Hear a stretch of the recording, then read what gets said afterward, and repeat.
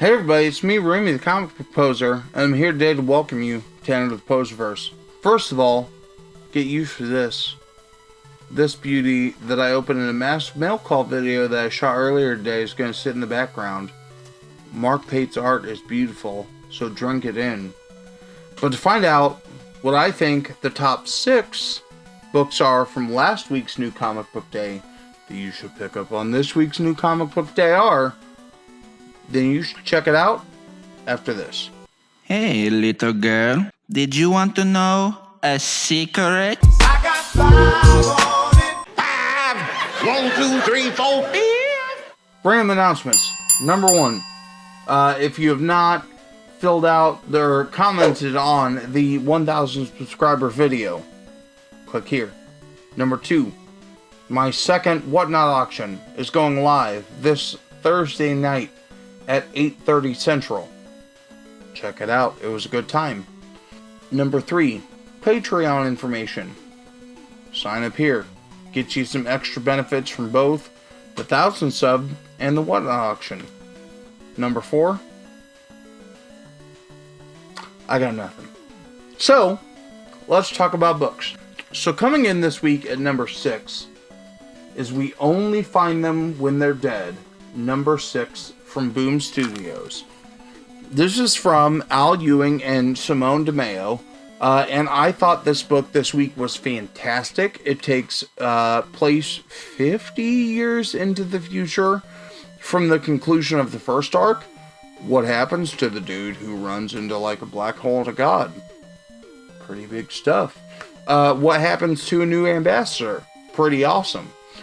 Simone DeMeo's art in this, fan-freaking-tastic.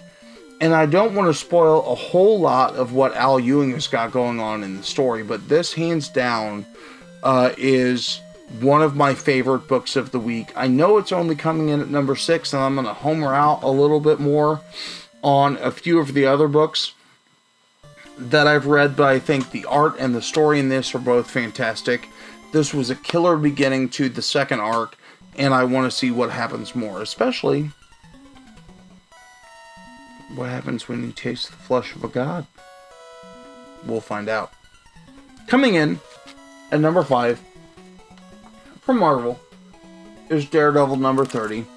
This is Chip Zdarsky, Marco Checchetto, and I don't remember anybody else's first name, and for that I'll apologize. A million times I've said, this is hands down my favorite Marvel ongoing book, regardless of anything else that I love, including things like the X-Men. So, finding out what happens to Daredevil after he gets stabbed in prison, fantastic. Figuring out what happens to Elektra, who uses her real-ass name when she is in the Daredevil costume to get into a facility, badass. To figure out what the Kingpin's got going on next, fantastic. And to figure out who the next big bad might be, because Elektra is fighting him in a random ass club that he sublet from the electric company that she is renting out to. Good. Read Daredevil. If you're not, buy all the trades and then read this shit. It's fucking fantastic. And I've tried to minimize on my use of F words and other profanity since I have hit that monetization threshold, but that's how good this book is. As is Mark Pate's art. War Priest number 1. You should have backed it on Kickstarter. Should have read it a long time ago when Kemp was doing it on Ash Canyon Comics Pub. Whoops. Should have listened to your old boy Poser. The only reason I'm cocky right now is because it's the end of the auction and I've had a couple of beverages. Coming in at number 4 from Image is Stray Dogs. This book is fantastic. So we know that the owner of the dogs, not a good dude. But there is a division amongst the dogs as to whether or not he's a good guy or a bad guy. And the things that both the new dogs discover in the torture shed or the punishment shed, and one of the oldest dogs in his ownership discovers in that room that you're not supposed to enter. This book is bonkers. There is one more left. I want to see what happens in the final issue of Stray Dogs in a month. Coming in at number 3, you get a double dose of Zdarsky this week. From Image Comics is Stillwater number 7 from Chip Zdarsky, Ramon K. Perez, and Mike Spicer. The arc ended with an explosion in the town of Stillwater, a militia stepping in to defend the authority of the judge, and are people trying to flee? Yeah, this shit is bonkers. It's real good. I want to see what happens when they try and install more law and order.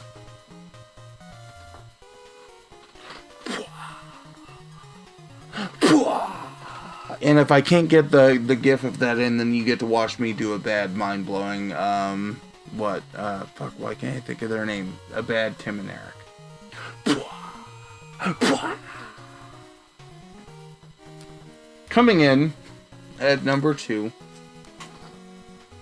from Image Comics is Radiant Black. This is a series that slow played its way on me. That I read issue number 1 and I was like, okay, I feel like I've read something like this. Issue 2 and 3 did a good job of intriguing me into who was Radiant Black in terms of balancing their obligations as a person who is trying to work to please their father, the author, and use their superpowers to benefit things. And then issue number 4 blew things up. But if you read the essay at the end, it's in a way that is meant to not be, I think they said, like a shell game. That there's a lot of intentions in what they did, so I'm intrigued to check it out. But issue number 4 sold me on this series hardcore. So, what is our book of the week? You might call me a homer on this. And you're probably right. This book came to us a week late. Your pick of the week from Mad Cave Studios is Nottingham number 3. My man, David Hazan, absolutely crushes it. Shane Connery Volk on the art, absolutely destroys. What's going on in Nottingham? What's the background information on some of the characters? What are the new things that we learn in his new retelling of the Robin Hood tale? There are so many things I couldn't predict that I wanted to read this book in preview, and then I just sat on it. When I saw it was coming out a week late, I had to bite my tongue. I had to sit on my hands. I had to not log into Mad Cave's portal, and it was super hard, but getting to read this book, and it was the first book I read this week, and it did not change positions. That speaks to how good it is. He has absolutely killed it on this. The creative team has been amazing on this title. That's why each book has gone to multiple printings.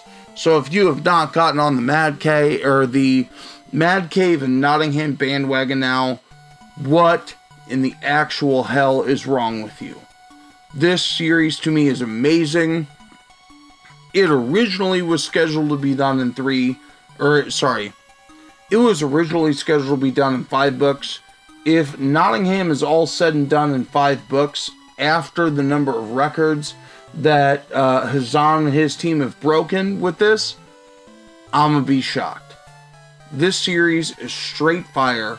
Number 3 keeps up the number of, as David put it in our interview, poetic stabbings. Stays at a good high. You need to read this book. So what do you think? Are there any books that I didn't talk about this week that you want to know how they shook out? You agree or disagree with anything on my list? If you're in the live chat, let me know right here. If you're watching this on the rewind, let me know down here. But regardless, let Mark Payton know how dope this art is. I'm excited to put that on the wall, because that's a beautiful cover to War Priest number 1. But as always, y'all, thanks for stopping by. Have a good one. Hey, little girl, did you want to know a secret? I got 5 on it. 5. 1, 2, 3, 4, 5.